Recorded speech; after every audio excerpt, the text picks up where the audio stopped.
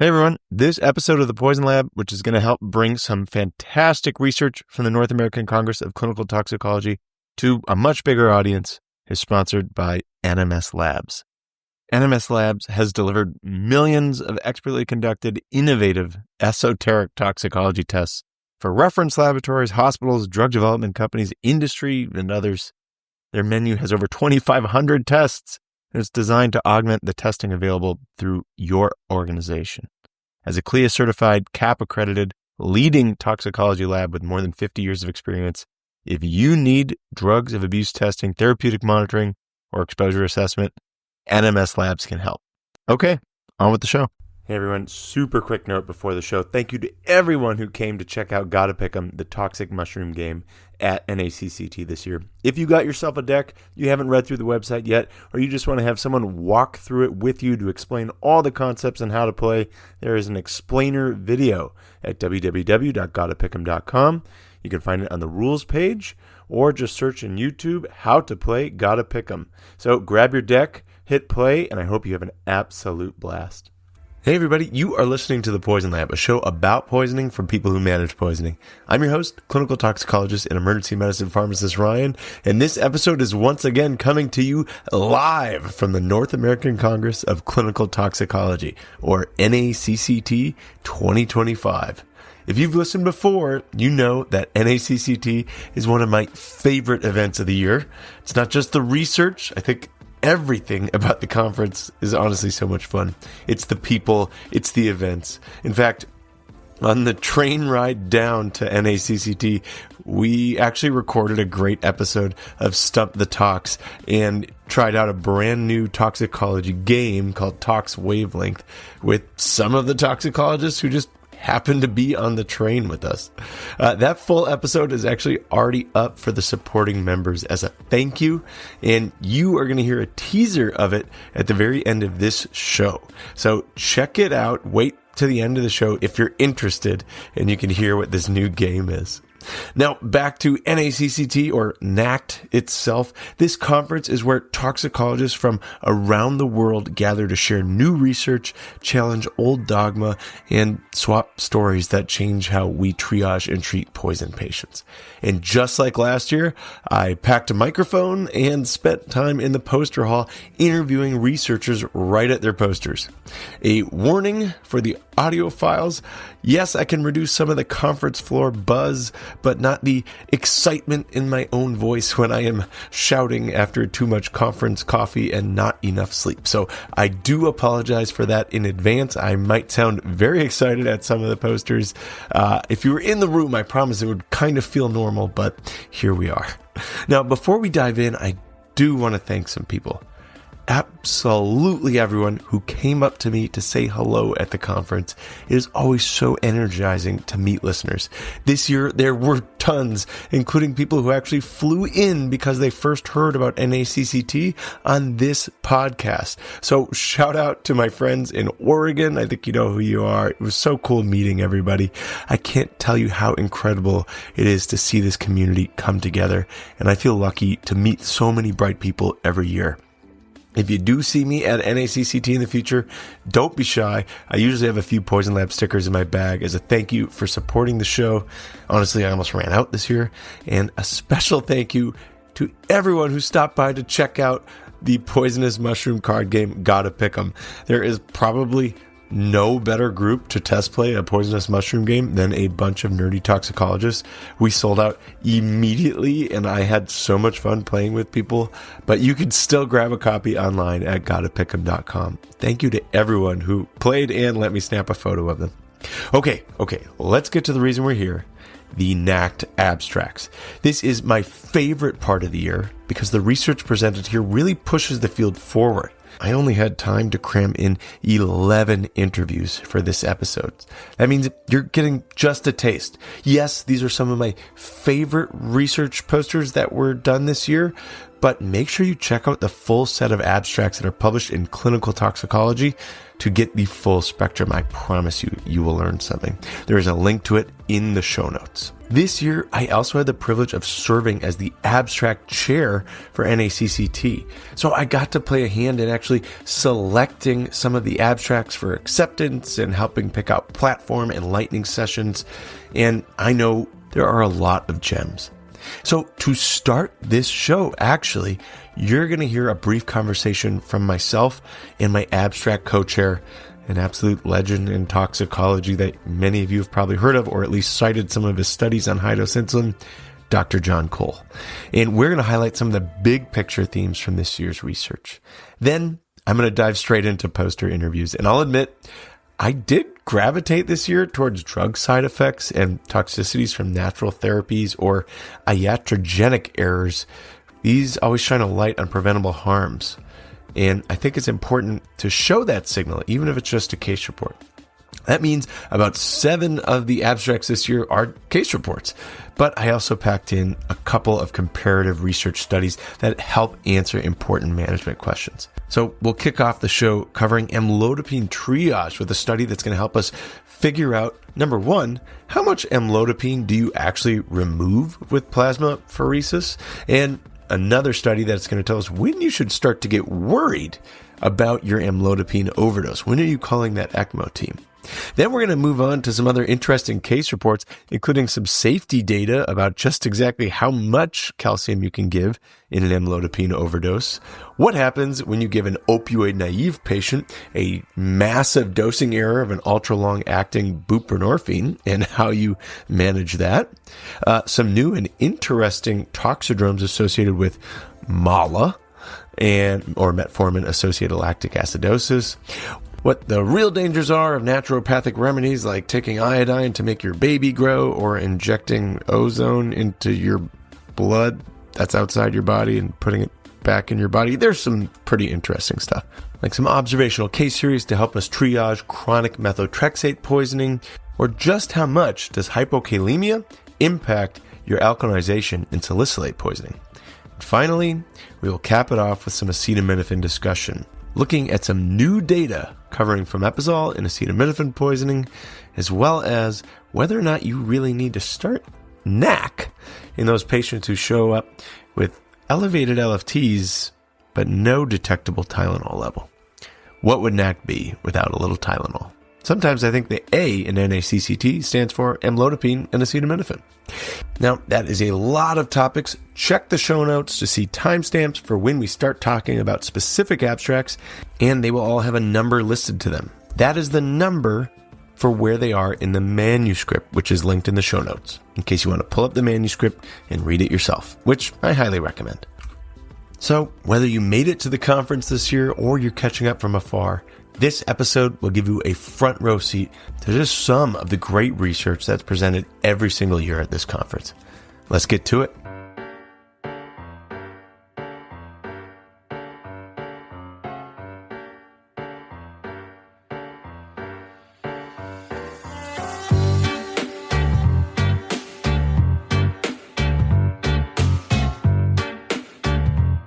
Hey, everybody, you are listening to the Poison Lab, a show about poisoning for people who manage poisoning. And I am here with an extra special guest, someone who I have really wanted to have on the show, and I'm thrilled to have him on in this capacity. My co-chair for the American Academy of Clinical Toxicology abstract process this year, and someone who I got to work a lot with, Dr. Jon Cole. Would you mind introducing yourself to the listeners for us? Hi, I'm Jon Cole. I'm an emergency physician at Hennepin County Medical Center in Minneapolis, and I'm a toxicologist and medical director of the Minnesota Regional Poison Center. And someone who I cite probably 3 times a week, I think, is someone who's put out a lot of great research in the field of toxicology, worked on some of the pig studies that helped us understand high-dose insulin and cardiovascular drug overdose, some great research in antipsychotics, really someone who has done a lot of research groundwork and has the appropriate perspective, I think, to help assess and evaluate the research that gets submitted to NACCT. And you told me before we started recording you don't like compliments, but I'm going to get you used to getting complimented. I guess this is exposure therapy. You're very kind. I might cite you as a legend in the intro. Oh, man, that's not good. Oh, I don't like that at all. I'm just kidding. Don't worry. It's fine. Anyways, but it's someone I've really appreciated having your perspective as we kind of went on our abstract journey this year, which has been quite a journey. And I'm thrilled to have you today so that we can highlight some of the amazing research that was done. After this little foreword, the listeners will get to hear me interview shouting at people at the poster hall, but this is a little bit more relaxed and we can highlight some of the research I didn't get to bring up. So why don't we go ahead and kick it off?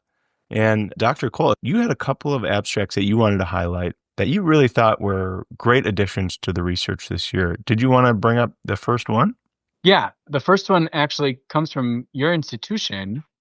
It's although you're not an author, so take that for what you will. But I know who the cool researchers are at my institution, not me. It's abstract number 7 is beta blocker toxicity associated with hypoglycemia. Let's bring up the authors here real quick. Dr. Grant Comstock, one of the brilliant toxicologists at our Poison Center, and has been on the show before. You guys have heard him on this research review before. And Dr. Megan Audette, who is our current fellow, and she is an absolute powerhouse and is going to be changing the world of toxicology very soon. And this one caught my attention very much so because I've written 4 versions of a book chapter where I've had to comment on this very question. Is beta blocker toxicity associated with hypoglycemia? And every time I've written the book chapter, I have softened the language slightly a little bit down to this may happen.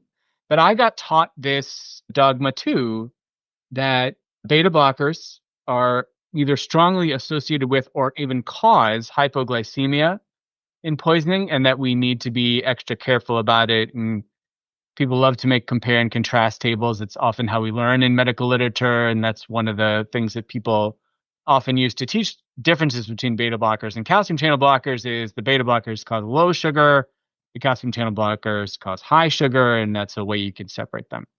And that has not been my clinical experience. So a lot of verapamil and diltiazem overdoses that I see, blood sugars high when they don't have diabetes. But I can't say that I have ever seen a bad beta blocker overdose that has hypoglycemia that I didn't cause with insulin. Right. And so I was fascinated to read and hear this abstract get presented, and it got picked to be one of the platform sessions on day 1 of the conference, which was great. Okay. Let me just pause you for a second. Is that book chapter you write? Is that the Goldfrank's book chapter? No, I write the Rosen's Emergency Medicine. Rosen's. Okay. All right. Yeah. Just check. Okay. No, I have not ever been invited to write for Goldfrank's, which is perfectly fine with me. Me neither, John. Maybe this will do it right here. We're going to springboard right into Goldfrank's from here. But I think I think it's a fantastic point to bring up. Number one, it's a really cool study that they were able to do. And I was never taught that hypoglycemia was caused by beta blocker. I always know it blunts gluconeogenesis. So yeah, maybe in that sense, it blunts glycolysis. So maybe in that sense, it could cause hypoglycemia, and it can mask the symptoms of hypoglycemia. But I never really thought it caused hypoglycemia. And then Megan did such a great job on her platform pointing out all of these different texts and references, including Dr. Cole's himself. Including a table from my book chapter, which my name's on it. I deserve it. That's okay. That's okay. But it seems like it's sort of a perpetuated, maybe a dogma in medicine. And now it's time to take a look and see if it's true. So what did they do in the study? So they took, it's a retrospective cohort study of cases to the Wisconsin Poison Center over a 7-year period. So 2018 to 2025. And one of the things they did that I really liked was they actually created control groups. So we see a lot of abstracts at NACCT, and my colleague Travis Olives even gave a whole lecture about this during the AACT pre-symposium of how do we interpret null event studies or zero event studies, right? People will say, well, there's this new antipsychotic on the market. Here's the first 100 cases and nothing bad happened. And sometimes that gets interpreted as this is safe, or more appropriately, it gets interpreted as it looks like it's safe, but we don't know enough yet. But there's no control, so we don't know what the alternative is. And in this case, they took 2 other medications, all SSRIs, and then acetaminophen, and created control groups to see like, okay, well, what's the rate of hypoglycemia, not just in beta blocker cases, but in some other common poison center ingestions. Yeah. And essentially, I guess, but there was no difference. Right. I must admit that I'm very partial to abstracts that do this, that do a really, really nice lead you step by step to the question and then just rapidly answer the question. And the answer is just either yes or no. I mean, it is sort of very psychologically satisfying. But at least inside the confines of this study, they found no difference in hypoglycemia between SSRIs, acetaminophen, and beta blocker cases. And then they did a sensitivity analysis or sub-analysis within that, where they looked at single substance cases in patients who didn't have diabetes because of the confounders for that, and again found no difference between the two. And so, their conclusion then is there's no increased risk of hypoglycemia in beta blocker poison patients compared to controls. And I think that's in the confines of this study, that's a reasonable interpretation. And as someone who has to write a book chapter, and as my editor has often told me, you have to tell them something, even if the evidence isn't good. This helps put some numbers around this question that gets perpetuated a lot in the literature, and especially in textbooks. I always tell my learners, if you don't know why you know what you know, you're just as likely to be wrong as you are to be right. So you got to have a receipt to show for a reason you think something is happening. And now we have some receipts that I believe in their cohort, there were 0 cases of hypoglycemia in the beta blocker group. And some of these, you would expect acetaminophen even to have some hypoglycemia if they have liver failure. And right. so there was no difference. If it happens, sure, but it's not like a consistent effect in these beta blocker overdoses. So. I think the thing that we need to be careful about is several things. One, this is one study. It's poison center data, so it's not as good as hospital chart level data, which isn't as good as prospectively collecting the data real time from the patients. And it doesn't, it's very hard to prove a negative. So I think the thing that we could get in trouble with this is going too far with it and saying this doesn't happen, when in reality, people who are sick, especially small children, when they're critically ill for whatever reason, are more prone to hypoglycemia just from being sick. So I think it's wise in anybody who you're monitoring for poisoning, who you're doing mental status, serial neurologic exams on, if they seem drowsier than usual, no matter what the ingestion is, it's probably a good idea to quick check a blood sugar. It's the easiest, simplest thing in the world to do. Absolutely. Not that it doesn't happen. It's just not any more apparent than any other overdose. Exactly. And we heard from people at other poison centers that in some cases we'll do serial 1-hour glucose checks for cases of beta blocker overdoses. And that seems very aggressive to me in terms of the level of monitoring. But if we can help people do this more efficiently and help patients get poked less, that's a really good thing. So I really enjoyed that. That was one of my favorite abstracts. Absolutely. I think that's a great transition into our next abstract. So we talked about beta blockers. Maybe we should talk about calcium channel blockers. And with that, there's only one that people are really talking about these days, and that's amlodipine. So I know you wanted to talk about this abstract. I want to talk about it even more. And let me tell you why. Calcium channel blockers like amlodipine can have multiple shock states, including a vasoplegic shock, meaning you have just loose vessels, right? And possibly cardiogenic shock. ECMO, in my simple model of my brain, is a solution for cardiogenic shock. I feel like when I say the word calcium channel blocker, people jump to the word ECMO. But there are different types of calcium channel blockers. And amlodipine might be one where you don't have a shock phenotype that actually would be beneficial from ECMO. At least that's what I thought. But we have 2 studies this year that show in very small numbers, a lot of people who were placed on ECMO didn't die, which was good. I think that's like the main takeaway I could take away from. Yeah. No, I don't know, John, did I do an okay job of explaining that problem? Is this kind of consistent with what you would interpret?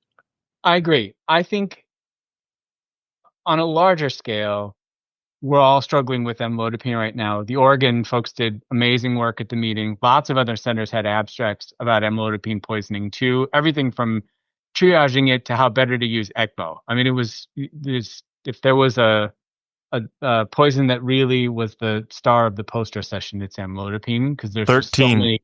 13 abstracts this year on amlodipine. Yeah, that's a lot. And and there's a lot we don't understand about it, because it is not just slightly different verapamil. It really is its own thing.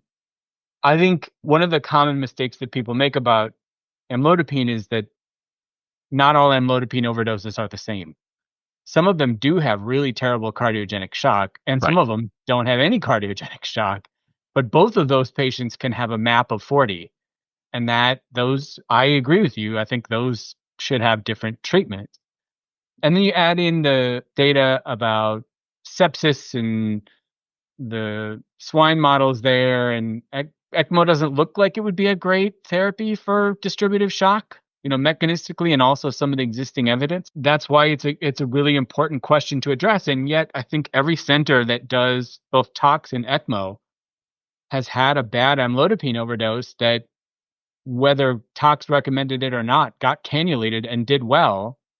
And that is compelling evidence or a compelling event, I should say, when you are the bedside practitioner for one of those cases.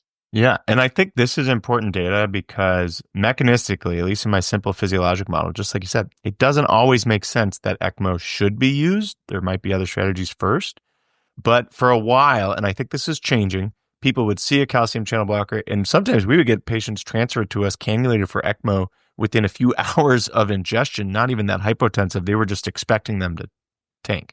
Yeah, right. You don't know if that's the right move, and I agree. So this study, I think, is fascinating. This is part of that cavalcade. You'll hear more about it in the poster hall session after this. So let me set the stage. We have abstract 237, the case series looking at patients who received VA ECMO for amlodipine overdose versus those that didn't. And this was part of a myriad of amlodipine overdose research that was all done by the Oregon group, Doctors Colleen Cowdery, Dr. Kiai Horowitz, who both were actually featured in the poster hall. So they're going to get another shout out today. Dr. Robert Hendrickson. There's a lot of people on these papers. Dr. Chris Kennedy. But they actually looked at 5 patients who received ECMO versus 5 patients who didn't. And they did an all right job of severity matching them. They made sure that they all were on a norepinephrine equivalent of 0.75 microgram per kilo per minute prior to ECMO initiation. So trying to match similar levels of shock, but really that can be hard to do. And they measured your norepinephrine equivalent requirement after starting VA ECMO. So here's the big surprise. VA ECMO, all of their vasopressor requirements went way down over the next 24 hours versus the non-ECMO group. They stayed relatively the same or went up after the next 24 hours. There was 3 deaths in the non-ECMO group and 0 in the ECMO group. So not powered to show any, efficacy difference, but they did show for sure that in this small group, the vasopressors went down. And that would suggest that their cardiovascular status improved. I don't know. It's interesting. It doesn't seem to have any data about whether or not these patients were in cardiogenic versus vasoplegic shock. Like I don't have really any assessment of what the echo. They didn't choose people who were primarily cardiogenic. I don't know if they had a poor EF before they did this. So this poster got selected as a fellow in training platform presentation too. So they have their slides that you can look at back from the program too. And they actually do have echo data. It's one of the things that I want to commend them for doing such a great job. So they don't have serum concentrations, but those are hard to come by. But they did make sure that everyone took at least 400 milligrams by history of amlodipine. And they had hospital level data. So they had really, granular data. And they did have echo data on, I think it was 9 of the 10 patients. Yeah. So 7 formal echoes and 2 point of care echoes. And when they had ejection fractions measured, the ECMO group, the ejection fraction was 65%, and in the non-ECMO group, it was 65.7%. So essentially the same, and the ranges were 60 to 75. So nobody with a really reduced ejection fraction when they were able to assess it. There's the one missing patient. So that is the group that I think we're most interested in, because it's when they have cardiogenic shock, I think we've moved to the point where ECMO probably is the standard of care when you've maxed out on all the other infusions. So this is who I'm most interested in, is when you have a bad amlodipine overdose who's got a good ejection fraction, and not just adequate, but 65% or higher, right, where you'd almost say that it's hyperdynamic. Yeah. Where you think physiologically adding an inotrope like high-dose insulin might not do anything more, and you're at big doses of 3 vasopressors or more, is ECMO going to do anything? And at least in this study, they had better outcomes in the patients who got cannulated for VA ECMO. And they measured this not just in mortality, but the mean norepinephrine equivalent score went way down as soon as the patients got cannulated. And then other measures of shock went down to, or improved, I should say. So lactate went down, urine output went up. So all that's promising. It's a really small study, though. It's still only, we're still just talking about 10 total patients here. And the skeptic in me just can't get past the question about selection bias. I still don't know from this if those patients did well because of the ECMO or in spite of the ECMO, and if patients who were likely to do well got selected by the cannulation team to get cannulated. Right. Every ECMO center has to report out their ECMO results, and I can't tell you the amount of times there is this question of like, well, are you cannulating the people who aren't going to do well? It's hard enough to prognosticate in amlodipine overdose. You can't really pick that well, but I agree that you have questions there. It's also small. We could change, if we have 20 more patients, they could completely change the results that we see. But the objective vasopressor data is very useful in the objective measurements of shock. That's just nice to see, I guess, that occurred. I agree that those were striking. I don't think this abstract is definitive, but I commend them for asking a really important question. And I don't think we're ever going to get a randomized trial of ECMO and amlodipine poisoning. And a well-done study like this, that's multi-centered with much larger numbers, could help us answer this question a little better. And I think this is a good start. And my favorite part about this is the propensity matching they tried to do, or the severity of disease state matching, where they run similar baseline characteristics prior to, I mean, that's the next best thing you can do if you don't get a randomized trial, is at least compare a similar cohort to try to deal with those confounders. Yeah, I think this is technically a cohort study, the way that they designed it, but the groups look like they're pretty similar. I don't think it's a true case control study where they actually, tried to truly match people. I think that would be interesting to see people do next, but this is a really good start. And they're asking a really, really important question that all of us have to confront when we're taking call. Yeah. So just to add on to the amlodipine train, because there's so much good stuff out there. Number 247 also deals with ECMO in amlodipine. This was from the New Jersey group.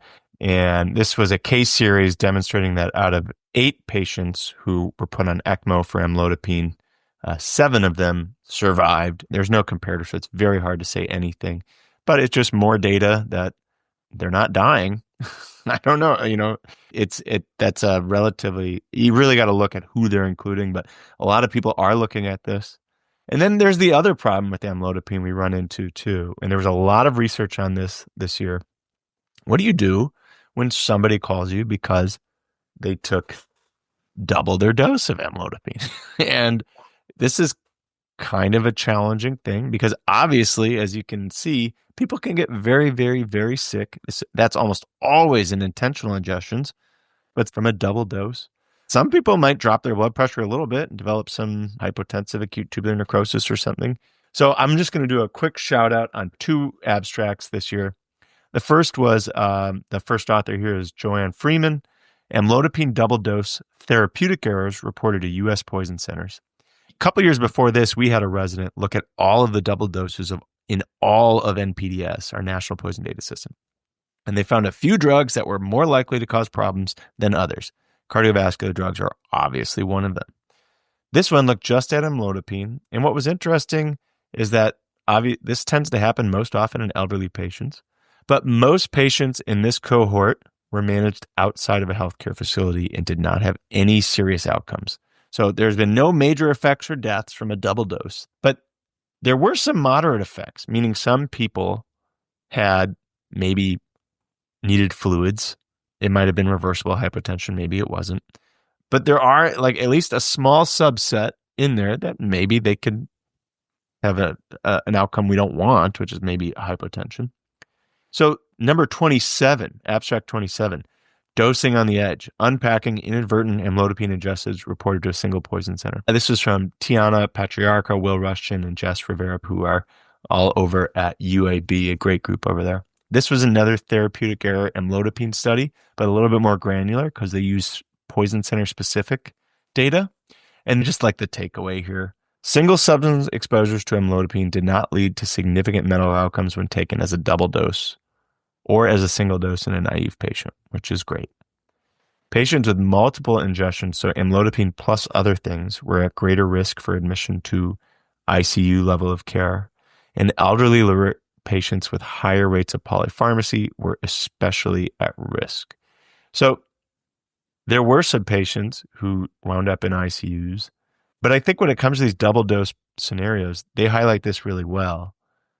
I care less about the double dose and more about what else is going on at home and in their medication life.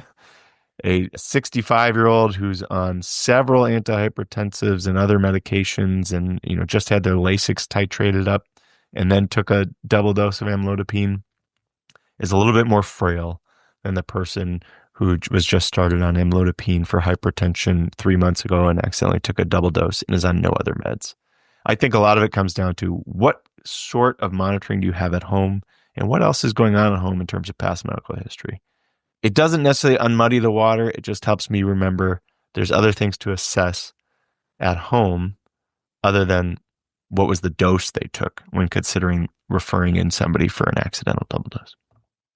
Yeah, these two abstracts help define the problem a little bit better. The first one, the 9.8% of unable to follow potentially toxic number is a little concerning for me. But right. they still have a 10%, lot I of, guess, could have died and we never heard back from them because right. I mean, I think you're right. The answer is we don't know, and it could then they were judged to be potentially toxic. So the real answer is we just don't know. It's some uncertainty that's built in there.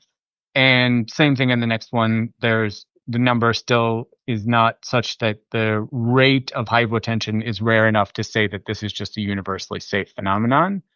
But I think as I listen to you describe both of them, my interpretation of that is these two abstracts together show that most people do really well and that it's really important to use your clinical judgment to help spot the patients who are at risk and make sure that they get the proper care to avoid a bad outcome.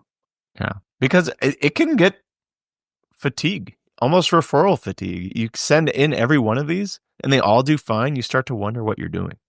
Of course. Right. And then, so maybe having a little bit more equipoise is nice. And I appreciate people looking at this. It's a problem. And I like that a lot of people recognize it's a problem. I feel like sometimes that's what this podcast does is to generate common knowledge. We all get to verbally agree that there is something out there that we like a problem that we're all dealing with or a problem that we all need to talk about. Nice to know you're not the only one struggling with something. Exactly. And I think that's going to bring us to our last one that I am really excited to talk about and one I'm glad that you brought up. So we're going to transition from amlodipine over to another problem, which is iatrogenesis. Yeah. Well, because of our job, we looked at all the abstracts this year. But I usually, before the meeting, go through the book and I have posters I want to go see and platforms I want to go see. And I can't say that this one was on my list before the meeting, but I remember walking by the poster and going, I need to look at that one again. So this is number 292, intravenous administration of sodium, zirconium, cyclosilicate, resulting in death. So kudos on the title for getting the message across and being succinct. But it's a case report of a 36-year-old man with a history of diabetes and end-stage kidney disease on hemodialysis who's being treated for hyperkalemia. The potassium was 5.4, so, hyperkalemic, but not something that you need to throw the proverbial kitchen sink at right away. And they don't say how the error happened, but they note that the sodium zirconium cyclosilicate, which has a much easier to remember brand name for the drug. It's not Patiromer, it's Localma. Localma. IV And Localma administration. right. And the 10-gram dose was ordered, but due to an error was given intravenously through an IJ line. And within minutes, the patient developed bradycardia, then became pulseless. They coded the patient for 47 minutes without return of spontaneous circulation. And then that was it. They got labs 10 minutes in. The potassium went from 5.4 down to 3.1, which to me doesn't explain the arrest. So 2 things I love about this. Well, I hate that a medical error killed a patient. That's tragic and terrible. Right. Awful. But we can learn a little bit on how we could prevent this in the future. That's why I like these cases. And at the poster hall, people are going to hear, I leaned heavily into iatrogenic errors or natural supplements causing harm, because they are all a signal for us to reevaluate what's going on, how we can prevent these in the future. What's interesting to me, my first thought was they must have sent it up as a syringe and they gave it that way, but they say it was actually reconstituted. So somebody must have reconstituted this. You know, it's a suspension when you mix it up. So it should look a little cloudy. Hopefully that's Right. a recognition for the future. There can be a lot going on in medicine at the bedside, and it's not uncommon. Can't tell you how many intrathecal TXA case reports there were this year from people accidentally administering TXA instead of the intrathecal anesthetic that they meant to give, and then people have refractory seizures. So this is just another case of that. Usually it's just a signal of, hey, how can I change my practices at my hospital to make sure this never happens?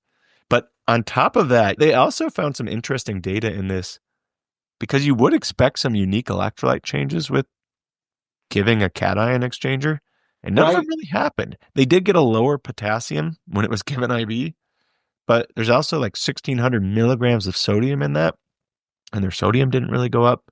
Their bicarb didn't really change. Their calcium was less than 5, which I thought was interesting. Yeah, the electrolytes are key to the case. The sodium they write as 144, so that's the sodium after the administration of the Localma IV. I don't know what it was before, so who knows what it was before, but 1,600 milligrams of sodium. I don't think I knew that off the top of my head. That's part of the Localma. Yeah. Which factors into this. And then the calcium was undetectable. My interpretation of that is it's precipitating out. And they describe the upper half of the patient's body turning gray with multiple blood draws just clotting during the code. Yeah.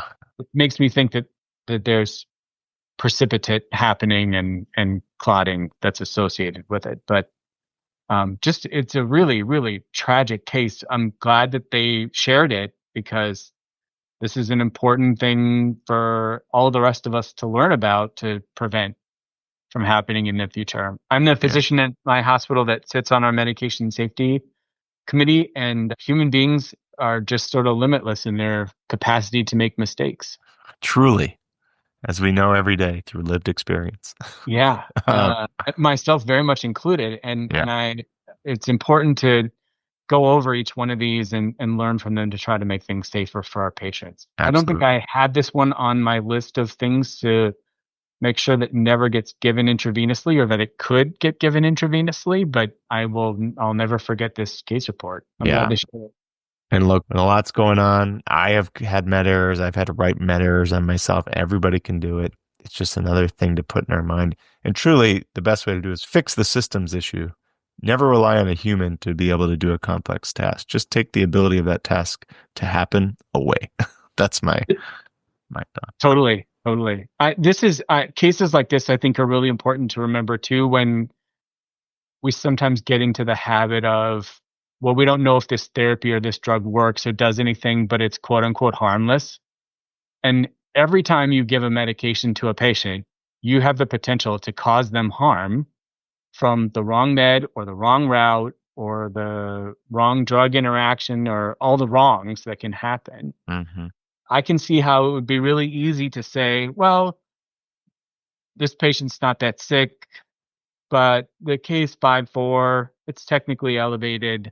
Why don't we just give it, then we can worry about doing something else later on. We don't even know what the EKG findings were. And I'm not saying that happened in this case, but you could see how a med might not even be necessary and then causes a really terrible reaction. Yeah, that's a really good point and a good highlight for why we do need to be judicious or steward our use of medications and try to not give people things they don't need, because there are harms. Those were some fantastic abstracts. I appreciated getting to go through them with you, Jon. Do you have any final thoughts? The amount of information that you take in at the meeting is really tremendous. It's really fun to see everybody, all your friends and colleagues from around the country. And that makes me always look forward to the next one, because each time we go, I learn so much. Absolutely. I appreciate you joining the show today to help highlight some of the great research that's done. And I am really looking forward to next year's research already. I know there's a lot of people out there already getting their projects moving. So can't wait. I really hope they get submitted and that we get to take a look at them. Thanks for joining the show today. Thanks for having me. Okay. Huge thank you to Dr. Cole for sharing his expertise today. Let's get to the rest of the abstracts live in Chicago. Now for a brief word from our incredibly generous and wealthy sponsors. This episode of The Poison Lab is brought to you by Gila Farms. Did you know those pricey GLP-1 injections like Ozempic or Wegovy were derived from Gila monster venom? That's right. Nature already had the solution, lizard venom.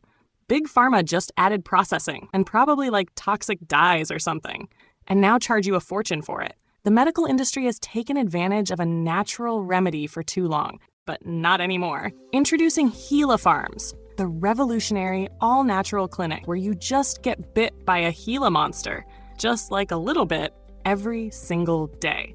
It's so simple, just one gentle, medically supervised Gila monster bite in the morning, and boom, my appetite is gone for hours. Or maybe days? Time gets a little weird when you're in a predator-prey relationship. They tell me that's normal. We have one motto here at Gila Monster Farms. Get bit, get fit. I love Gila Farms. I haven't craved a snack in weeks, and the added exercise from running away from persistent Gila monsters really helps out. No doctors, no prescriptions, no pharmacies. Just you and a persistent lizard in a room as nature intended. They said just one bite a day, but Kevin disagrees. That's what I named my Gila monster. Kevin. He follows me everywhere. Last night he was at my window just staring. I respect him, but I fear him. Here at Gila Farms, we know that the natural way is the best way. So check out the original GLP-1 and show Big Pharma that despite being natural prey to some reptiles, you won't be prey to Big Pharma propaganda. Call Gila Farms today to start your natural healing journey, one unsettling, legally ambiguous bite at a time. Current rates at Gila Farms are $3,000 per lizard bite, but we will charge you more if you have more money than that. In addition to bites, you'll receive personal lizard health coaching from our certified lizard integration specialists. We are not required to disclose whether the lizard integration specialist is a lizard or a human being. If you are currently prescribed GLP-1 by your doctor for one of the many evidence-based treatments that have impressive outcome data, please do not discontinue it for this natural remedy, as it is not real. Please be skeptical of grifters selling you things only because they are natural and not made by Big Pharma, as this just means their product is completely unregulated, making it more dangerous. And that person wants to make as much money as Big Pharma.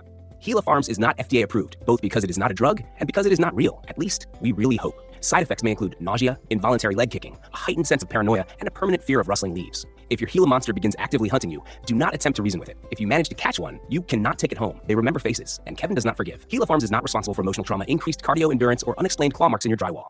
Okay, back to the show. Chicago. Okay. It is day 2 at NACCT. I just did the standard conference activity of standing in way too long of a line to get coffee, and followed that with paying way too much for basic things. But today, it's the big show. First day of posters. I am thrilled to get out there. So let's go shake out some research. Abstract 21, Quantitative Analysis of Amlodipine Removal by Plasmapheresis. I'm here with the winner of the Acute and Intensive Care Research Award for the NACCT 2025, Dr. Kiai Horowitz. Would you like to say hello? Hello. And we're here talking about his research, Quantitative Analysis of Amlodipine Removal by Plasmapheresis, a case report. Yes. So this is fascinating to me because amlodipine is a very highly protein-bound drug, which is why if you look in the literature, you'll find stuff about using MARS to remove it and for removing protein-bound substances. And then plasmapheresis is often brought up too. And you are going to finally answer the question for us of can you remove amlodipine with plasmapheresis? So what exactly happened here? Yeah, well, I wish I could say that I'm finally answering it. We got, an N of 1 here. But basically, we had this pretty sick patient, multiple pressors. Things are escalating very quickly. And as one of the things that we could do, since they already had a bunch of access, was, well, why not try plasmapheresis? It's highly protein bound. We should be able to take it out. And so we started doing it. What ended up happening was the patient survived. And so we were like, well, did this contribute to it? Immediate clinical results were not readily apparent. And so we weren't terribly sure, but it was in the middle of us doing literally everything else to try and pull this patient back. But we decided to send off plasma concentrations of amlodipine during this period as a part of did this work? Did this not? Because if so, wouldn't that be amazing? And one of the big things that we ran into, just looking in the literature, was that a lot of it's reported as here's the serum concentration before and after, and therefore that's evidence that it works. But as we know from things like dialysis and everything else, the real value comes from the extraction ratio, proving that it was in there. So Dr. Sami Shatat was actually the primary fellow on the case at the time, and he very astutely observed the plasmapheresis fluid is plasma. We can send that for a concentration extremely easily. And so we sent off a concentration from the plasma. We had the plasmapheresis team told us how much volume they had taken out, which is why there's all this math that I'm not going to go into to any great extent. But bottom line is we calculated based on the one exchange that we had this data from, and we figured out through, again, lots of math, that they removed a total of 0.25 milligrams of amlodipine in a patient who ingested a couple hundred milligrams of amlodipine. So from our perspective, it seems like plasmapheresis does not extract a whole lot. Would it be an awful last-ditch effort if you had nothing else? Maybe not. Maybe if you do more rounds, you can get more. But I think then we're hitting the level of the difficulty of volume status and all these other problems. And so to our opinion on this point is unless there's a lot more data that proves that you can extract it at different concentrations, it's probably better to avoid all the resource-intensive work that it takes to do plex or plasmapheresis and just go towards other options such as ECMO. So you pulled 3 liters of plasma, basically, and found in that 3 liters of plasma that you had taken out of the patient, there was 0.25 milligrams of amlodipine, 1/10 of a starting dose for hypertension. And who did the testing? Did this go to your lab or did this go to a different lab? No, we had to send this out. Okay. Did they raise any eyebrows? Or they're like, wait, well, I guess it's no different. It's plasma. Yeah, it's plasma. It's really, okay. Yeah. Fascinating. All right. Well, thank you very much, Dr. Horowitz. Fascinating research as always. Congratulations on your illustrious award. Thank you. There you go. Abstract 23, relationship between reported ingestion dose and outcome in amlodipine poisoning. All right, so we are at poster number 3 of day 1 of NACCT. I'm here in Amlodipine Alley. We heard about amlodipine and plasmapheresis. Now we're going to hear about when you have a patient come in, and it's an amlodipine overdose, one that we all see all the time because it is the calcium channel blocker of America's deaths for the most part. And they come in and you want to find out, you want to get an inkling of how bad this is going to be. Is there some kind of a reported dose that'll help you know when to tighten your toxic sphincter, as they say? And I'm here with Dr. Colleen Cowdery. Hey, my name is Colleen Cowdery. I did this research while I was a fellow at Oregon. And we're looking at trying to make an early risk stratification tool for clinicians to use with amlodipine overdoses. So this was a 25-year single-center retrospective of Oregon Poison Center. We looked at amlodipine ingestions that did not have any co-ingestions that would have a significant hemodynamic impact. And what we found was that ingestions that were less than 250 milligrams, about 85% of those that received vasoactive agents only needed 1 to 2 agents, whereas ingestions that were over that, about 71% of those needed more than or equal to 4 simultaneous vasoactive agents. Obviously a big difference. So what we decided to do with that data is we're saying if somebody walks in the door, they're clinically stable, they say that they took more than 250 milligrams, we're making sure that they are in an institution that would feel comfortable with several simultaneous infusions. Because a lot of these ICUs, 4 infusions, they're not going to love it. We also found that ingestions that were greater than 400 milligrams had a much higher rate of death and VA ECMO utilization. So if we're going to transfer somebody to an ICU-capable institution and they're more than 400 milligrams, we're recommending that they go directly to an ECMO-capable facility. Additionally, we also changed our recommendations based on these numbers, that if somebody shows up, they don't tell us how many milligrams they took, but they are on more than 2 infusions, like they're starting to fail 2 infusions. At that point, based on our data, a lot of those patients ended up in the greater than 4 infusions death VA ECMO realm. So we're just recommending transfer at that point. With amlodipine, you might have already talked about this in other posters. You've got this 8 to 10 hour window before you reach peak plasma concentrations, which gives you such an opportunity to act while the patient is still relatively stable.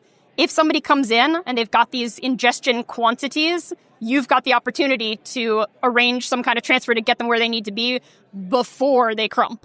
I think this is a great way to think about treating people in systems of care and developing some thought process around who should go where. And everyone knows amlodipine can be bad, but we don't have the granularity of when and how much is bad. So this is a great way to start informing.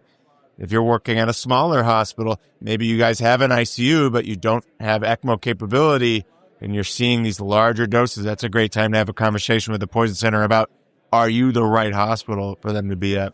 And start thinking about transfer. So really cool work. 250, probably not going to do well. If you're already on pressors, probably not going to do well. And greater than 400, time to start thinking you need really high level of care. So very cool. Thank you very much, Dr. Cowdery. Appreciate it. Thank you so much. Abstract 24, management of severe amlodipine toxicity with high-dose calcium alone. And on that lane, if you have someone who has ingested 400 milligrams of amlodipine, you need to figure out how to treat them. I'm here with Vincent Ma. Okay, Dr. Ma, who took care of a patient with severe amlodipine toxicity with high-dose calcium alone. And I immediately was drawn to this poster for one reason. We talk about calcium a lot. As someone who works at a poison center, I have to talk to other healthcare providers about giving calcium. I never think of it as the answer. It's always just something else we'll do while we're trying a lot of things. And a lot of people ask, how much is too much calcium? There actually have been case reports of people who have died from excessive calcium in calcium channel blocker overdose. So I always target, I kind of make it up, but 1.5 to 2 times normal calcium. But the most important thing is monitoring. And I think your case here is a really good example of how you could safely use calcium with monitoring. So can you tell me a little bit about it? Yeah, absolutely. So this is a kid who came in after taking too much amlodipine, after feeling guilty about hurting his cousin by accident. Very sad. Now, he comes in with eye-poppingly bad vitals. He's 47 over 30. He's got a heart rate of 125, but he looks so good. He's talking to you. He's a little scared, but he's all there. You give him a little bit of calcium, he pops right back up. Systolics back up to 100, 110. Trickles back down a little bit, give him another push, pops right back up. So we elected to just start a calcium infusion of 4 grams an hour of calcium gluconate, and he did great. He went up to the PICU for 13 and a half hours. He was just on a calcium gluconate infusion. He got 54 grams, tracked his VBG the entire time, hour by hour by hour by hour. He ended up hitting a peak ionized calcium of 8.5. It's not often you open a chart and it's just all red repeatedly over and over and over and over again. But that's what we wanted. And he did phenomenal. Never needed pressors, never needed adjunct treatments, no adverse effects. At one point, I was playing checkers with him and he did great. We shut it off right at that 13.5 hour mark. When he hit that 8.5, never needed it again. He was downgraded a day or so after and went home on day 4. Wow. Very interesting, useful safety data. Another point that helps, the couple of death case reports that are out there people might come across, that's kind of the only safety bump we have for determining max doses. This is a useful piece of information in the safety data that the level probably doesn't matter as much as the patient's status in front of you. And as long as they're doing well and tolerating it, you can use just calcium in some scenarios to manage an overdose. Very interesting. Thank you very much. Hey, it's me, Toxo. Quick context that wouldn't come through in just a 30-second clip. Ryan wasn't exactly sure what to make of this case. The takeaway is definitely not treat every overdose with just calcium, and he doesn't think that's what the authors were saying either. They published it because of how unusual it was. But it does raise a great question. Most calcium channel blocker overdoses end up on norepinephrine, yet calcium and vasopressors actually carry the same guideline recommendation and evidence grade. Just because everyone gets a pressor doesn't mean they have to. If a patient is doing great on calcium, do you really need to add a pressor just to bring their calcium down? That's the grey zone this case highlights. What's the real risk of calcium? We know that using drugs to correct a poisoned physiology isn't the same as giving a receptor agonist to a naive patient. And the doses we sometimes push are extreme. For example, there's a case, linked in the show notes, of an amlodipine overdose managed with norepinephrine at 100 milligrams per kilograms per min. That's about 10 milligrams per minute in a 100 kilogram patient. Despite the well-documented risks of massive vasopressor doses, the patient somehow did fine. Our ability to define the upper bounds of safety for these antidotes is really limited. This calcium case is similar. The patient tolerated an ionized calcium of 8.4 and did fine. But there are other reports where patients didn't. One example, a 61-year-old verapamil overdose who got loads of calcium chloride, peaked at a serum calcium of 32, and, because she had no renal clearance, stayed high even after stopping the infusion. She required dialysis and developed ischemic ileitis and splenic infarctions. The authors thought it was calcium-related, though it's hard to untangle from the overdose itself. So we've got two cases with wildly different outcomes, probably more about patient factors like age, renal function and comorbidities than any absolute safe calcium threshold. And that's the real point. Therapeutic targets for many antidotes are still unexplored and uncertain. Maybe a ripe question for the next generation of researchers out there. Okay, on to the next. Abstract 70, iatrogenic exposure to long-acting buprenorphine injectable in an opioid-naïve patient. All right, we are on our next poster. Iatrogenic exposure to long-acting buprenorphine injectable in an opioid-naïve patient, a case report and follow-up. There, every year at NACCT, there is some case report of a massive long-acting injectable being given to the wrong person or being overdosed, and it's always fascinating to hear how they are handled. It's usually atypical antipsychotics, but this one, we have a case of, well, here at first I'm with, please go ahead and introduce yourself. Hi, this is Connor Young. I'm a medical toxicologist and emergency physician at the University at Buffalo. Thank you, Dr. Young. So this was a patient who was supposed to receive intramuscular naltrexone, but instead received, what was the product? It's a long-acting injectable buprenorphine. The product name is Brixadi. It was a monthly injection of 128 milligrams that he received sub-Q. And was this in clinic that he received it? Yeah, this was in an addiction medicine clinic where he had been following for alcohol use disorder. He's had no history of opioid use disorder. So we're in clinic. We have someone who's not on opioids, and now suddenly they just get 128 milligrams of buprenorphine injected into them. What do we do next? So the first thing that the clinic did was called the patient. They did that the next morning, actually, and thankfully he was still doing okay. He went into the hospital at a community emergency department. We basically recommended that he should be getting naloxone in close follow-up, with this addiction medicine clinic. Following that, he decided to go to an academic hospital where he was seen by a medical toxicologist at the bedside who wanted to discuss restarting him on naltrexone, which he had been on orally. And again, he was scheduled to get started on IM that day before anyway. When they decided to have him start on the oral naltrexone, it took a couple of days for him to follow up after that. He was still symptomatic, so they increased his dose from 50 milligrams twice daily to 100 milligrams twice daily. And after that, he did pretty well. He stopped having vomiting, nausea. He stopped feeling subjectively high. And then he had no withdrawal or, significant complication at the end of the month. He was started back on that IM naltrexone after the Brixadi product wore off. Fascinating. Was there ever any discussion of just injecting intramuscular naltrexone at the exact same site to see if you could, the long-acting? No, that's really fascinating. And I always love seeing how these are managed because you have to get really creative and come up with some good monitoring plans. So it sounds like a naltrexone taper was the answer here. Yeah, and I think the other thing that was really important in this case was very close follow-up. Since this is such a long-acting injectable of a medication that could cause issues for him through the whole month, seeing him very frequently in clinic, and he followed up closely with his addiction clinic too. But I felt like that was the most important thing beyond just restarting the naltrexone. Very cool. Thank you very much, Dr. Young. Thank you. Abstract 182, Left in the Dark. A case of blindness in the setting of metformin toxicity. All right, we are at day 2 of the posters. I am at Left in the Dark, a case of blindness in the setting of metformin toxicity. And we have Madison Bompard. Dr. Bompard here to tell us a little bit about this case of a very unusual adverse effect from a drug. I think it's a good one to highlight because it's not something we often think about. So can you tell us about this case? Yeah. So we had a 61-year-old female who had come into the ED just feeling unwell the last few days with some GI symptoms. She had a blood glucose of about 30. She did have a history of diabetes. She was on metformin and dulaglutide. During her stay, she was reporting vision loss. Her initial set of labs did show that she had a pH of about 6.7 and her lactic acid was around 18. With this, she ended up having a bicarbonate infusion and then was started on hemodialysis. And at the completion of hemodialysis with the correction of her acid-base status, she did have a complete return of her vision.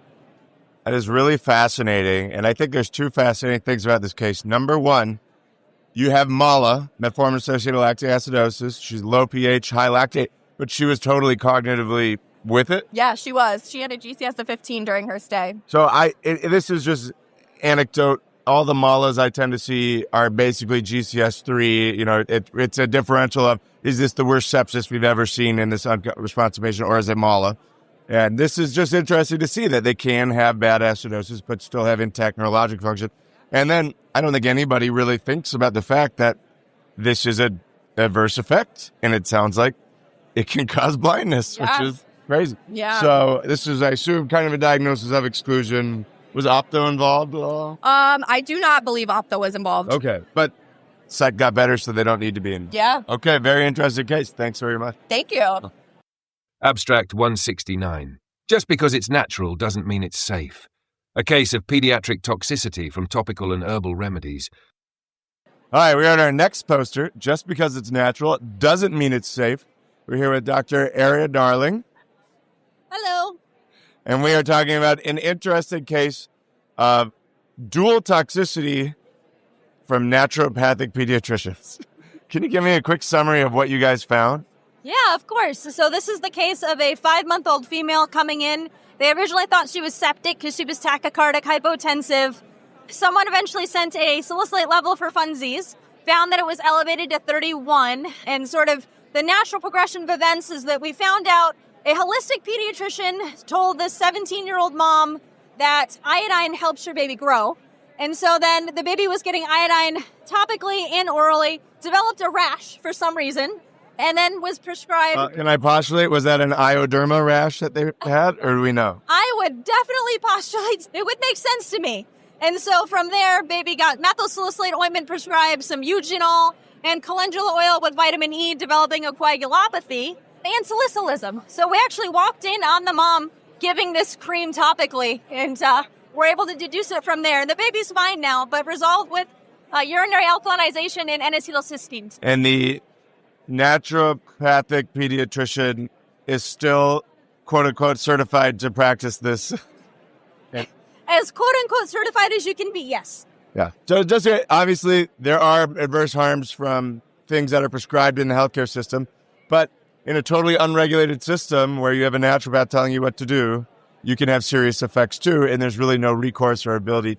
And when they happen, they have to come to the healthcare system, get treated, not the naturopath system. So I think it's a good highlight that there can be multiple harms from the things that are recommended by these people. So thank you very much for the case. Thank you. Abstract 203. Serotonin syndrome after vaping. MUCA. All right, it's day 2, and we are at our next poster. Serotonin syndrome after vaping, MUCA, with Dr. Connor Murphy. And I was really excited when I read this abstract. We've all seen serotonin syndrome. We've all seen vaping. I have never heard of MUCA. What is vaping MUCA? So neither had I prior to this. MUCA, a mushroom-based product. This 13-year-old accessed it online. And there's only one website that sells this called mucaworld.com. Very bright, colorful, pretty expensive, actually. Is this, are you recommending I go there and purchase one now? I'm not recommending any purchase, Okay. but that's the only place that we're able to obtain any information on it. Right. All you have to do is click that you're 21 years old to enter the site and to purchase it. Not very highly regulated, it seems. Definitely not, and it was very challenging to even find. Didn't list any other ingredients. So I am curious. You had a patient come in with a young patient with a severe clinical syndrome after vaping an unknown product. You found the website. Did the manufacturer contact you at all, or were you able to work with any of? How did you guys figure out what was in there? So this was at one of our satellite campus. One of our ER doctors called us regarding it. It was reported either by one of his friends or one of the family members that found it, that he was vaping this in the bathroom and became acutely altered. Unfortunately, we didn't dive deeper into running the MUCA for any testing or anything like that, but they reported it had psilocybin in it. And then he came in with the typical serotonin syndrome type picture. Hey friends, no, you didn't rip your MUCA vape too hard. I am actually here. This whole convo had Ryan buzzing about what's really in a MUCA vape. The family said psilocybin, but let's be honest, who actually knows? Turns out MUCA's own website posts third-party testing showing it explicitly does not contain psilocybin. Instead, it boasts an ultra-potent 2.2-gram proprietary nootropic mushroom extract with out-of-this-world all-natural flavoring. Supposedly, this magical blend is made of naturally occurring tryptamines and erinacines, quickly gaining traction in the scientific community for their potential therapeutic benefits. Now that's vape shop language for, this will put your 13-year-old straight into the ICU. The proprietary blend sounds suspiciously like the one used in Diamond Shroom's mushroom gummies, the same brand that hospitalized a bunch of people. Testing later found those gummies laced with 5-MeO-DMT, kava, gabapentinoids, and muscimol. So odds are this poor adolescent didn't stumble into psilocybin at all, but something way gnarlier, likely 5-MeO-DMT or another sketchy research tryptamine. So, the hot take, don't vape weird things from the internet. Make sure you know what you're vaping out there. Excellent. Thank you very much. Abstract 307, Intravenous Ozone Autohemotherapy, a retrospective observational case series. Okay, I'm here with another wondrous fact that I learned at the NACCT poster session. A new therapy out there for some people, I guess. And I'm here with Nicole. So you can tell us a little bit about ozone autohemotherapy and the risks it might portend to people. So this is kind of an alternative medicine practice that clinics are set up, and they give this therapy for a multitude of different disease processes. What they do is they take out your own blood, they dissolve ozone into the sample, and then reintroduce that sample. So we do have 5 patients that did have some severe symptoms from this. One developed bilateral blindness, a seizure, weakness. We did do hyperbaric oxygen because we do think this may be due to a gas emboli formation. So we dived this patient in and they recovered from that. We have a couple other similar neurological symptoms, one with some kidney issues. But we just wanted to kind of present this potentially dangerous therapy. Of course, it's not FDA approved, but people are using it, and we wanted to present this so people are aware of this therapy that's being used. I was pretty stunned. I know ozone is out there in the wellness sphere as something that could do all sorts of things that people purport with, I guess, very little clinical evidence. Now we have some clinical evidence of some of the real harms that it can do. Just offhand, do you know who runs those clinics? Is it a healthcare worker? Is it a... So there's actually multiple clinics. It's not just one in the area. And I think some of them do have doctors behind them, but I'm not familiar with exactly who runs them. Yeah, this is just very interesting that you don't really need any regulation to pull someone's blood out, fill it with a gas, put it back into them, and allow the gas to come out of solution and cause air emboli. So it's a terrifying concept, and I appreciate you shedding some light that this is out there. Thank you very much. For what it's worth, Ryan had me look up some of these clinics afterward, and yes, many are run by MDs or NPs. Some even advertise board certification in internal medicine, along with a separate board certification in ozonotherapy, granted by the American Academy of Ozonotherapy, which I guess is a thing now. Honestly, The whole setup feels very similar to the cash-only wellness clinics offering NAD plus infusions that keep popping up. But we'll reserve judgment for, well, juries when lawsuits inevitably arise after adverse effects. Now for a brief word from our incredibly generous and wealthy sponsors. Okay, back to the show. This episode of The Poison Lab is brought to you by the makers of Tylenol. Are you sick and tired of completely unnecessary liver transplants caused by a near 100% treatable toxin, all because your patient didn't get the antidote in time? Yeah, us too. That's why we, the brilliant innovators behind Tylenol, have cracked the code. Our proprietary formula is the result of cutting-edge science, decades of research, and one collective epiphany. Just put the antidote n-acetylcysteine in the acetaminophen tablet. Seriously, people, am I taking crazy pills? Why has no one done this before? Picture this. 1 pill, 2 ingredients, n-acetylcysteine and acetaminophen. No unnecessary overdoses. No panicked NACCT infusions. No awkward conversations with your hospital administrator about why you're throwing thousands of dollars of fomepizole at someone dying in the ICU. Oh, but wait, Tylenol doesn't exist. Because apparently, companies are too focused on a combo pill with acetaminophen and, wait for it, ibuprofen. Because nothing says innovation like combining two things that already sit next to each other on the shelf. Ask your pharmacist today why Tylenol isn't a thing. Seriously. This drug does not exist, and we have no idea if adding NACCT to acetaminophen would actually prevent hepatotoxicity, but it sure does seem to make a lot of sense. If you make this drug, Ryan is entitled to 10% of all profits. Come on, be cool about it. Okay, on to the next abstract. Abstract 134. Do they really need n-acetylcysteine? Exploratory analysis of outcomes in patients with elevated liver function tests, but no detectable acetaminophen. All right, we are at our next poster. I am totally unbiased. It's time we start talking about Tylenol. Do they really need n-acetylcysteine? Outcomes in patients with elevated LFTs, but no detectable acetaminophen. This is the bane of everyone's existence. Somebody came in, maybe it's Tylenol, maybe it's not. I can't detect any Tylenol, but am I actually just seeing somebody who's starting to get liver toxicity because they took Tylenol 2 days ago? So what do? They often get started on n-acetylcysteine. It's really a risk tolerance discussion with most people. But there's not a lot of data to inform whether or not you cannot do that safely. A lot of us are like, this seems dumb. So we looked at some data, and I'm here with Dr. Seth Carroll. Hello, everyone. He's going to tell us about this project. Hi, listeners. Toxo here to prevent Ryan from aggressively misrepresenting data. Number one, Ryan said he was unbiased here, but he only said that because he is, in fact, utterly and deeply biased, like Olympic-level biased. This is literally a study he worked on with his resident, Dr. Carroll. Number two, it's really important to define the population we're talking about. If someone comes in and says, I took acetaminophen, and their LFTs are elevated, of course they need NACCT. No one's arguing that. But in cases where there's no clear history of ingestion, basically the I maybe did, I maybe didn't group, those elevated LFTs could still be acetaminophen, and we can't rule it out. That's why people often get started on NACCT just in case, because it's considered low risk. That's the actual population being studied here. No reported ingestion, but abnormal labs and a potential toxic exposure. Yes, so exactly like Dr. Feldman alluded to, we wanted to answer the question. It's 2 a.m, you get a call about a patient with no reliable history. They have an undetectable Tylenol level, and their LFTs are mildly elevated, let's say 150 AST and ALT.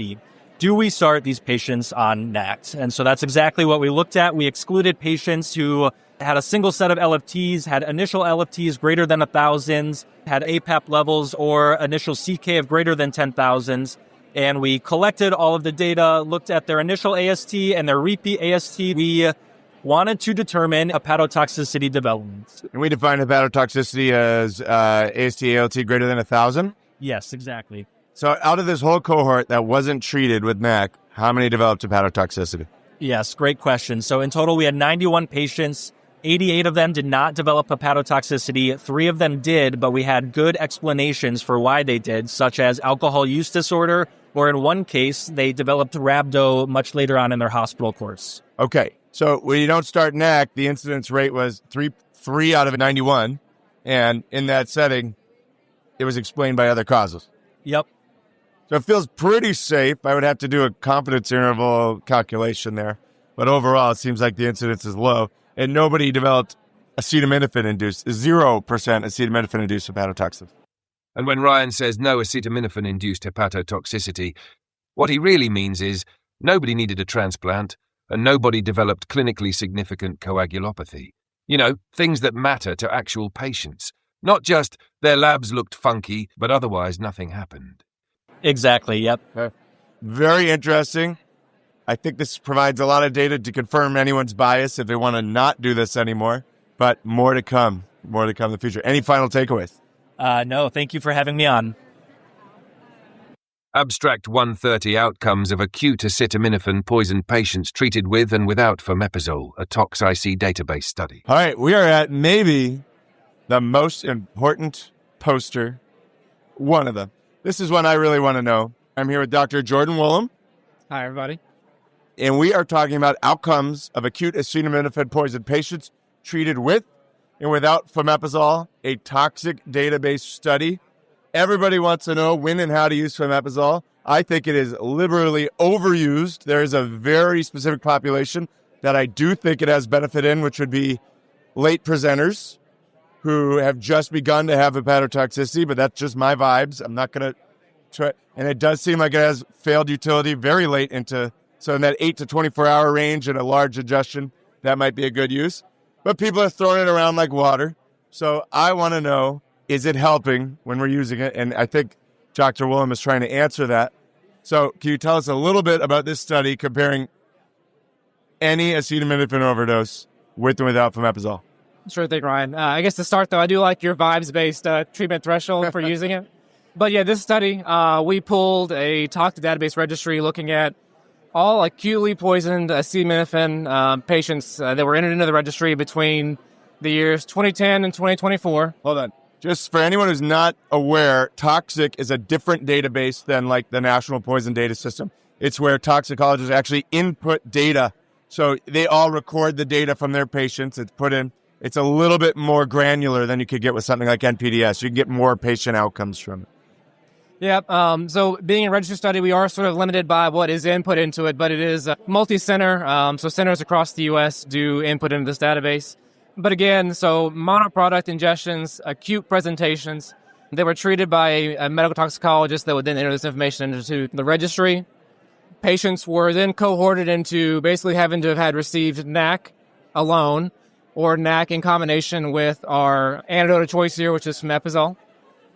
The primary outcome of the study was looking at in-hospital mortality that was coded by the toxicologist. There were other secondary endpoints looking at their clinical stay and outcomes and whatnot. As far as what we found, so we did pull around 3,800 cases of the acute poisonings. The two cohorts were NACCT alone of 3,665.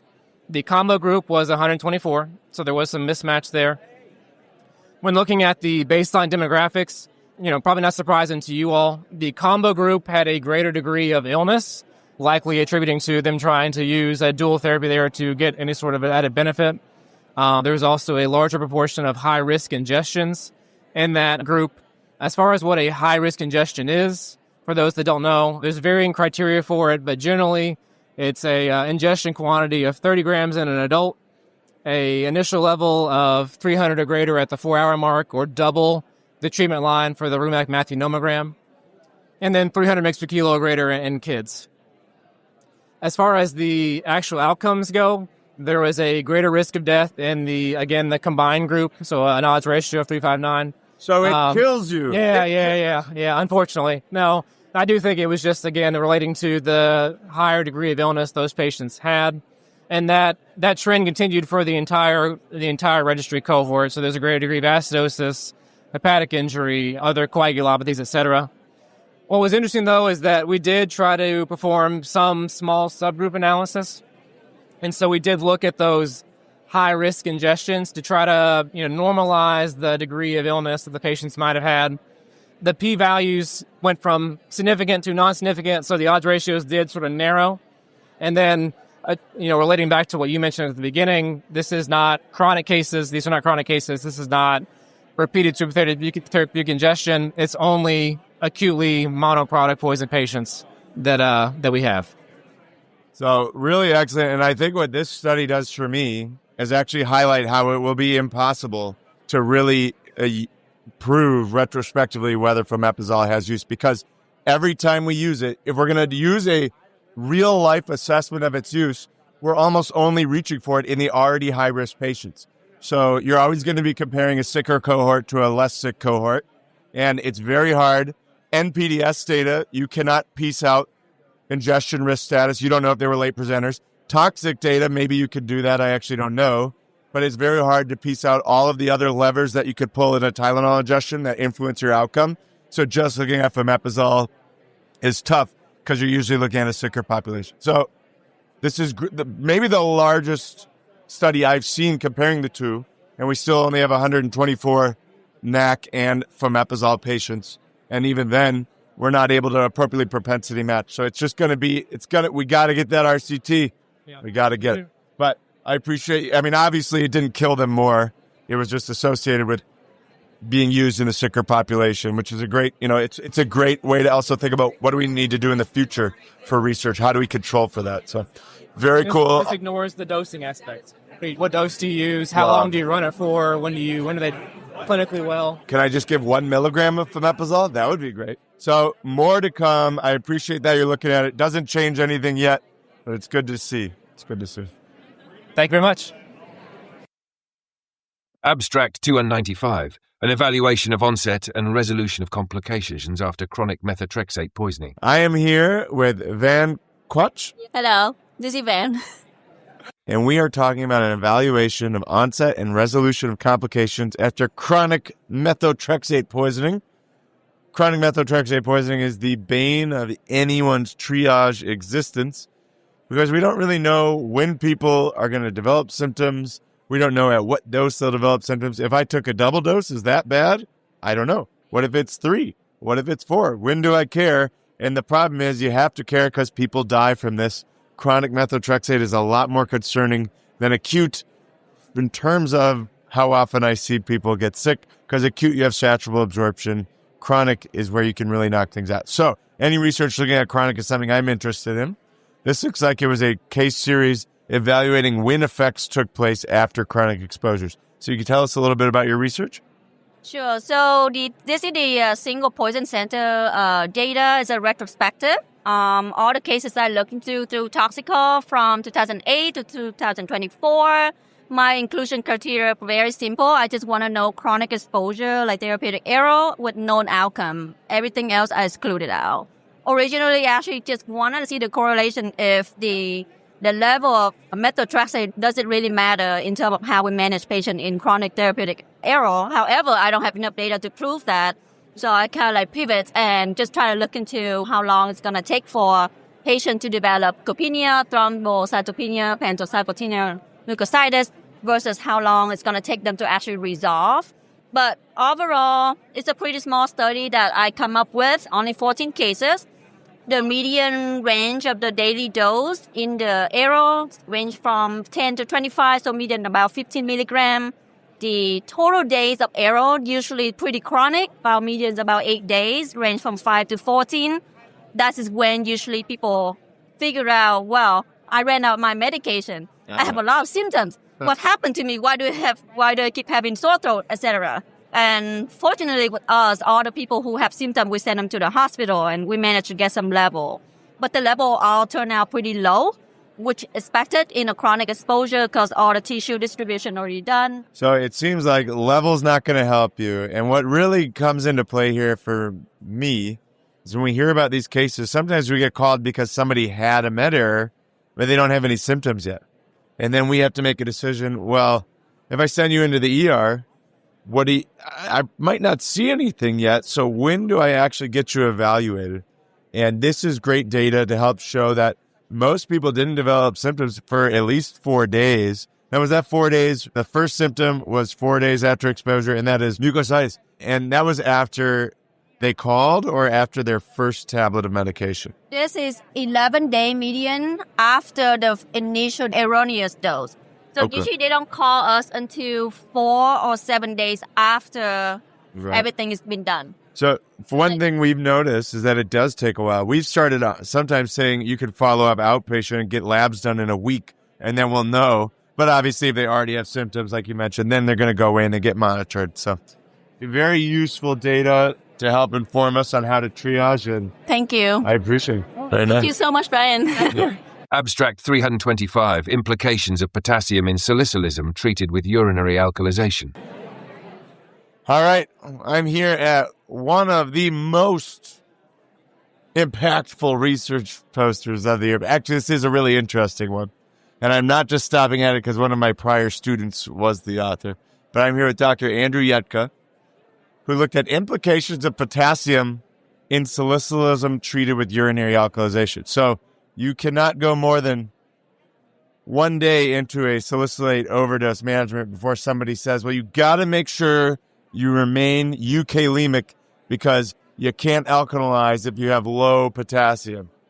But it seems that might be a little bit of medical dogma. And I'm going to hear from Dr. Yetka on what exactly he found here. Yeah, so all of our attendings and us at the Georgia Poison Center, this is something that is like standard recommendation. If you're going to start urinary alkalization, make sure their potassium is above 4 because otherwise it's not going to work. And so also in Gold Franks, there's like a 2-sentence statement that says you have to do this as well, but there are no references. It's just a physiologic thing that we all know and understand, but nobody's actually looked at it. And just to provide maybe a little more background, right? We have, when you're trying to enhance elimination of salicylate, you are alkalizing the urine to trap salicylate in the urine. So in theory, the more alkalized the urine, the more salicylate elimination. And it's hard to alkalize the urine if you're hypokalemic because your body will hold on to potassium. And it does that by excreting hydrogen into the urine to reabsorb the potassium to be euionic, I guess you would say, net neutral. So, yeah, that's where the dogma comes from. And so what we did was we grouped patients according to their average potassium based on when they initially were put into tox entry or our EMR and all the way to the end of their bicarb therapy. And most patients included in this study had maybe 1 urine pH recorded, maybe 2 if they were lucky. So really, we decided to look at average rate of salicylate elimination because that was the easiest thing for us to actually have data on. And what we found was that there wasn't a significant difference between their average rate of salicylate elimination. So you had 50 patients who were hypokalemic, 213 who were normal, and then 41 who were actually hyperkalemic. And the rate of salicylate elimination, there was no difference whatsoever. What, just as a question, this is the average potassium or it's the first potassium? It's the average. Which is better, right? Because that's what they were reaching most of the time. Yep, because we figured, like, based on when the patient comes in originally, this would give us a better idea of were they maintained. Like, they could have been hypokalemic initially, but if we optimize their potassium level, ideally, they should be excreting more of these salicylates. Now, group 1 is the one that was hypokalemic. They looked like they were eliminating more salicylate per milligram per deciliter per hour. Yeah, I mean, it's not a statistically significant difference, but that's what we were looking at. Yeah. I mean, no matter what their potassium was, based on a good sample size, we couldn't say that we do this, it makes their elimination better. And I think that's fair. One question, this is retrospective. So is it possible that the people, one thing that bicarb does is drive potassium down. So is it possible that the hypokalemic group was receiving more bicarb and thus potentially that was driving the elimination? It's certainly possible. Okay, interesting. So maybe your degree of hypokalemia is actually a measure of how well you're alkalizing the urine. Well, I appreciate you taking a look at it. Large sample size, and it shows we don't have to change anything, but recognize that all of our medical dogma is often not as hard and fast as we thought. Yeah. Thanks so much for having me. I appreciate it. Doing great things, Dr. Yetka. Okay, that'll wrap it up for this NACCT research review. I want to thank all of the researchers who took the time to share their research with us this year and are taking the time to try and push the needle forward on the care of poison patients. Every year, I come away reminded of how much creativity and energy there is in our field, whether it's fellows crunching decades of poison center data, toxicologists pushing back against dogma, or case reports that remind us truth really is stranger than fiction. I didn't even get to talk about all of my favorite posters, but this is where we're going to end it for this episode. So check out the abstracts, of which there's a link to in the show notes if you want more. Thanks again to all of our researchers, and thanks to you, the listeners, for coming along on this ride. Whether you were at NACCT and are reliving it, or you couldn't make it this year and you just want the highlights, I hope you enjoyed these 11 research articles. And the posters are only one part of how much fun NACCT is. As I promised at the beginning of the episode, I was going to share a teaser of the train episode that we made on the way down here. So go ahead and take a listen.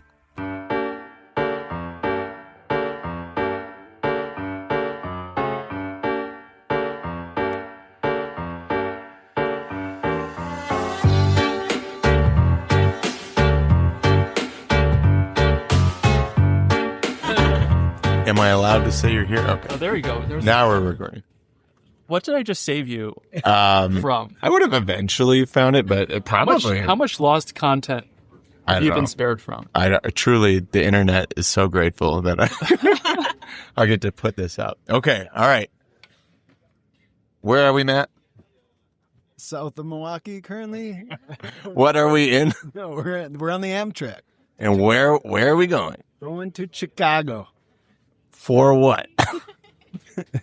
For NACCT.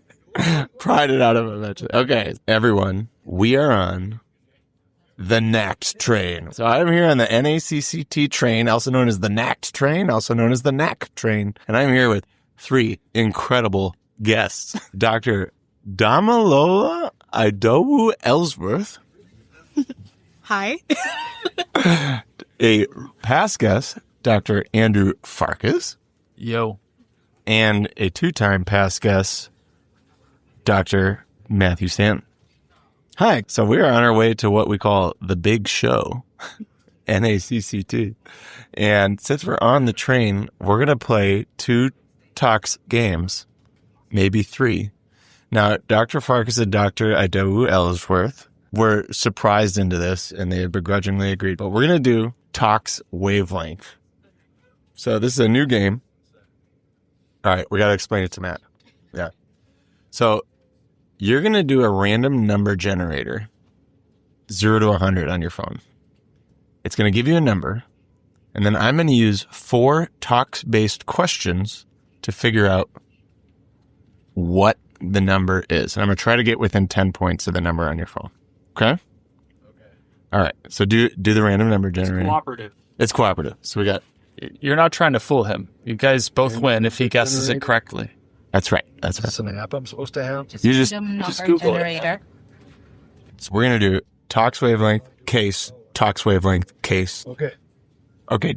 Do you have a number? Got a number. Okay. So now myself, Dr. Farkas, and Dr. Idowu Ellsworth are going to figure out what this was using a couple of questions. Should start with scary boys. Let's do it. Okay. So you have a number from 0 to 100. I'll give you a category, and now you're going to give me something from that category that you think aligns with the number. Okay? That I think aligns with the number? Yeah. So the first category is going to be scary poisoning. A higher number would be scary or poison, and a lower number would be not a scary poison. So you're going to try to name a poison that aligns. Oh, okay. Oh, I see. Okay. Interesting. I feel like this is a middle. It's always hard when you get a middle one. Mercury. Mercury. Elemental? Organic? Yeah, clarify. Well, just mercury? Dang it. Man, this is hard. I mean, that would go on high scary for me. Although Dr. Farkas and I had a mercury that we saved nothing happening. I guess it all kind of depends. True. There's so many depending factors. If someone swallows elemental mercury, because that would be like a 20 maybe. I don't know. That's what. Yeah, exactly. Okay. There's no you just got to get it out there. But we are going to request specific. So well, that's fine. It's just like there's a lot of which makes the poison. Okay. Does make the poison. But what, you get a consult, the first words out of their mouth are this, that, and then go along with the number. That's the part. Oh, I know, but lead. Okay, this is a solid. It's a 50. 50. I mean, well, it depends. Scary, or again, it depends on it's how you're real. defining that. Yeah, it's real, but is it scary? It can be. But in the percentage of scary leads that you've ever had, all right, I've only had one. Same. And the amount of leads we get are in the infinite, as we live in a city made of lead. I can't do much with that. I'm going to say that's a low. I think that's like a 20. I think because he was having such a hard time, maybe a little higher than a 20, but I agree, sub 50. All right. Okay. All right. Let's do, what do you guys want to do now? Antidotes? I like the antidote. Okay. Useful antidotes is the category. Useful antidotes. We'll just say antidotes as a category. Yeah. I know. Yeah, but you need some scale. Calcium. Oh. This is a 50. You're right. This is a 50. I could see 40. Yeah. I could see 40. But I'm up from 20 for sure. Yeah. Okay. Venomous animals. Or potentially dangerous animals. They're all venomous, right? I guess there's some you could eat. Monarchs aren't venomous, but they have ditch-like on them. Maybe. You could have a hard one. Well, I mean... Say platypus. No, it's not. Say, how about bar scorpion? That's a good one. Well, it's either scorpion or a black widow. All right. Oh. Black widow's a solid 35. Yeah, well, I 40. think it's... 40, 50... It's not 60. It's not going to kill you. No, well, it's just going to ruin your day. Yeah. You'll need medical care, but no one will be excited about what's happening. Okay. I think I feel good about 43. Yeah. Do you guys want to ask any more refining questions? Let's stay pat. Okay. All right. Our final guess is 43. It was 64. Oh my God. We were so far. I got within 3 for Dami every time. I'm doing the next round. Yeah. Okay. That's Tommy went, Stanton went. Okay. I'm taking the reins. Let's do it. Let's do it right now. Okay. That's the teaser. We go through a few more cases of Stump the Toxicologist and Tox Wavelength. It's actually one of my favorite episodes. But if you want to hear more, consider joining as a supporting member. Well, you'll get access to other bonus episodes and some giveaways when we have them going on. But most of all, you're helping us pay for website hosting, podcast hosting, and audio software to fix up that train audio that was so nicely heard there. But you don't have to pay anything to support the show. If you liked what you were listening to today, one thing you could do right now to support us is rate the show wherever you're listening to podcasts. Even leave a comment about what you like or don't like. It helps us make the show better for you and reach other people interested in learning about toxicology. You can always follow the show on social media where we do release information about all new episodes. We are on Blue Sky at empoisonfarmd.bsky.social, on Twitter at empoisonfarmd, and the show is at @labpoison, on Instagram at tox_talk, and on Facebook, The Poison Lab. Even better, if you want to hear about updates from the show, go to our website, www.thepoisonlab.com, and sign up for our newsletter so you can get messages straight from Toxo, alerting you about every episode with a freshly made summary and even providing some extras. Lastly, if you had something that you wish we would have talked about, or you want to let us know we said something wrong, or just share a tidbit about how something we said resonated with you, you can reach the show anytime at toxtalk1@gmail.com. That's toxtalk1@gmail.com. And we love getting messages from the listeners. I promise you, they all get read, even if we don't have time to respond to each one. Okay, that'll do it for this episode. Thanks for listening, and I hope we can catch you next time. Hey, Toxo, can you play us out? You can use your old voice module if you want. The information on this show is for educational purposes only and should not be interpreted as medical advice or treatment recommendations. Contact your doctor for health questions or call your local poison center at 1-800-222-1222. This show is owned by Clinical Toxicology LLC. It's haphazardly written, produced, and somehow hosted by Ryan Feldman, who promises he's trying his best. The views and opinions expressed on this show are solely those of the host, and in no way reflect the opinions of any organizations affiliated with him. They probably wish we'd remind you of that more often. Okay, that's all for now, Toxicolleagues. Don't forget to give it a share with your nerdy friends. Cheerio, mates. See you next time.